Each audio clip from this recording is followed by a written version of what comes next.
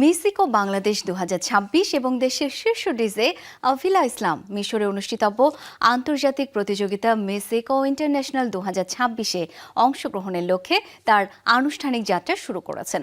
রাজধানীর বনানীতে আয়োজিত এক সংবাদ সম্মেলনের মাধ্যমে অনুষ্ঠিত হয় ফ্ল্যাগ অফ সেরিমনি।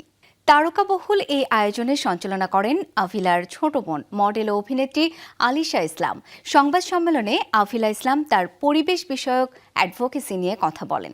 তার মূল লক্ষ্য সামুদ্রিক পরিবেশ সংরক্ষণ, প্লাস্টিক দূষণ রোধ ও ইকো ট্যুরিজমের প্রসার। দ্রুতই তিনি মিশরের উদ্দেশ্যে দেশ ত্যাগ করবেন, যেখানে বিশ্বের 65টিরও বেশি দেশের প্রতিযোগীর সঙ্গে প্রতিদ্বন্দ্বিতা করবেন।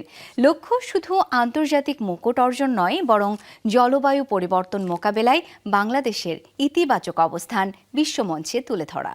আমার দেশের মানুষ অনেক সহজ সরল এবং আমাদের মনে ভর্তি ভালোবাসা, অ্যান্ড আমি সেই ভালোবাসাটা নিয়েই সামনে এগিয়ে যেতে চাই। বিশ্বমঞ্চে এই এতগুলো মানুষের ভালোবাসা নিয়ে উপস্থিত হতে চাই।